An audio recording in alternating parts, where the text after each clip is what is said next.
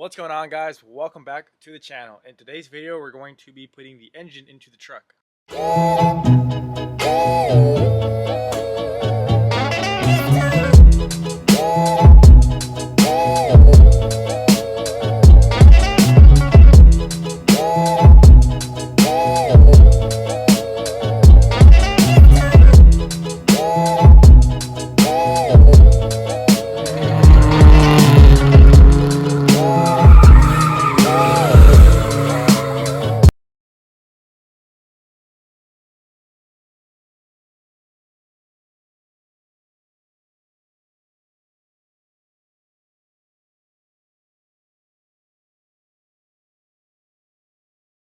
Sadly, I'm still waiting on a couple parts and I don't know when I'm going to get them. So one of those parts is a aftermarket header that I got for the Z24. Now I did talk to the company and I asked them, if they were on back order or if they had them in stock, yada yada. And they told me that they were on back order for 4 to 5 weeks. So right now it's been 3 to 4 weeks. I'm going to wait one more week and see if they ship it out. If not, then I guess I'll just have to wait and be patient. I'm not really in a rush to throw headers on. It's not like I need them since I have the factory manifold right here. I really just did want to put the aftermarket header on while the motor looks all brand new and throw it in. That way everything looks nice and I don't have an old rusty manifold with a nice chromed motor. Now it's not really up to me since I can't control that. So what I'm going to do is I'm going to quickly try to clean this manifold up as best as I can, and then we're going to be welding the EGR. This is the factory EGR tube that goes back to the intake manifold, but it ended up cracking because it was so rusty when I removed it. So what I'm going to do is I'm just going to grind it a little bit and then fill it with some weld. Once I fill it with some weld, then I'm going to try and degrease the whole thing and spray it with some black exhaust paint. I know it won't look that nice, but I think it'll look better if it's got, black paint rather than it looking like this. I'm also going to try to remove this downpipe from the manifold. That way it can be easier to get it into the engine bay without scratching any of the engine bay paint.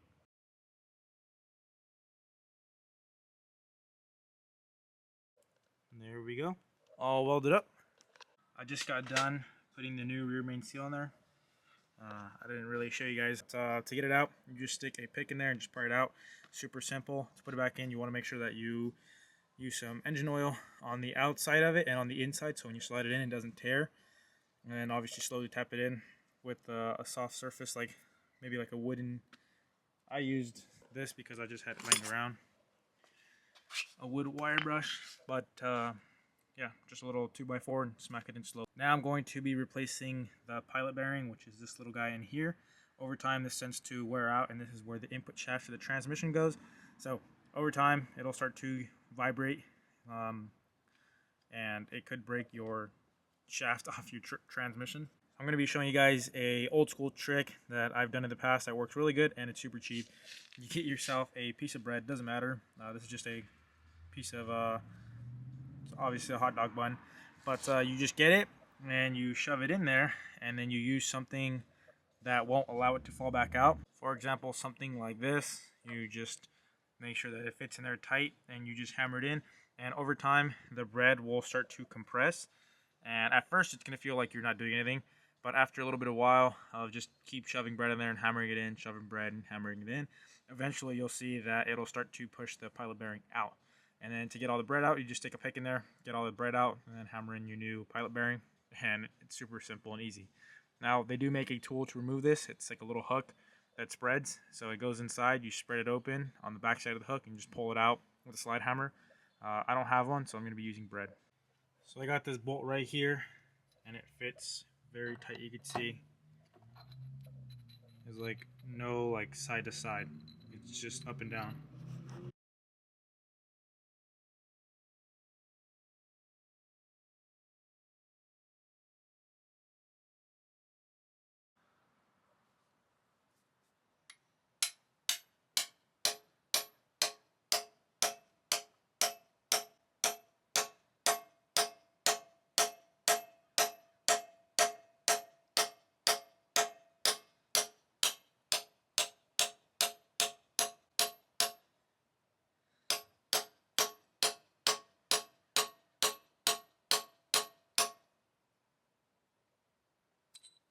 That we got it out. Now we just gotta get our pick in here and get all the old bread out.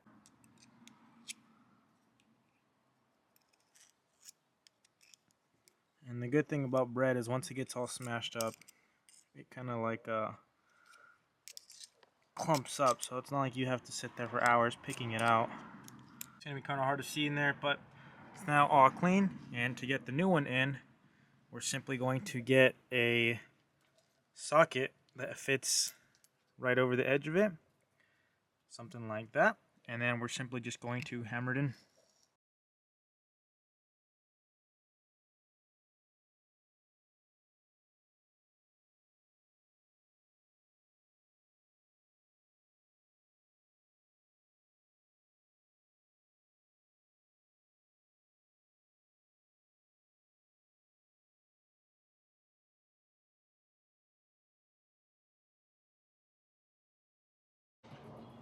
Got the clutch on there, we're all ready to go now.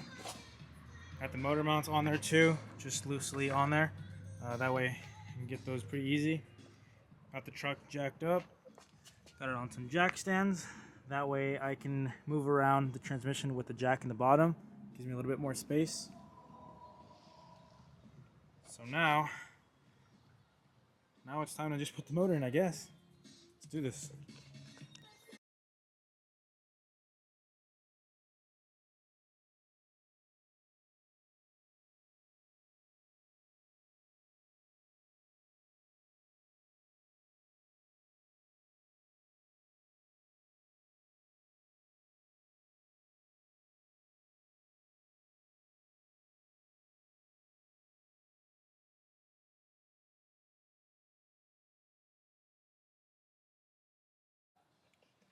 Well, she's in. Motor mount bolts are all in there. Just got to tighten everything up. I got to put the 2 bolts in for the trans mount since I took those off to move it around to make it a little easier. But, yeah, the motor's in now. Now that looks a lot better. It's all plugged up and welded. It's not the best, but it'll do for the meantime. We're also going to get some fresh new gaskets, throw those in there, and then go from there. Matte black definitely looks a lot better than a rusty manifold, that's for sure. Now we got the motor in there, obviously test fitting a couple of parts. Sadly, headers are still not in stock, so I don't know when I'm going to get those. However, everything is mounted on. I just need to buy a couple of hoses like these down here for the heater core, since I do want to keep the heater on this truck. But I'm going to give you guys a quick sneak peek of the next video. So this is it right here. I am doing a wire tuck on the truck, so I'm tucking as much wires as I can, and obviously you can see it's a mess of wires. So in the next video, if you guys want to see how I did it, I will be doing everything in detail as to how I did it all. This is an example for the brake fluid level sensor. So I know it's a handful to say, but a little sneak peek of how it's ran, so you can't really even see it. If you try to, obviously if you look close at it, you're gonna find it, but it's better than the wires just going everywhere in here and it being a mess. So that is a sneak peek for the next video. If anyone is interested in checking that out, I will have a video probably within a week after I post this one as to doing the whole wire tuck and everything like that. I'm hoping to have the truck running and driving hopefully by the end of the month. Now, I still need a couple parts, so I'm not really rushing this, but I do want to drive it really bad since I've never even driven this truck since I got it. So like I said, hopefully by the end of the month, it's running and driving. Now, I'm not going to worry about paint and lowering it and doing anything like that. I just want to simply drive it. But this is being kind of a time-consuming and tedious thing, the whole wire tuck and all that. Cutting a bunch of wires, deleting a bunch of wires, adding a bunch of wires, wiring a bunch of stuff in. So I've been at it for a couple days now, but you guys don't really need to worry about that. You guys will see in the next video if you watch that. But we finally got the motor in, which is a huge, progress as to getting the truck running and driving. Obviously, it took not that long, but obviously we had to build the motor and then put it into the truck. I hope you guys found this somewhat entertaining, and I'll catch you guys in the next one. Peace out, guys.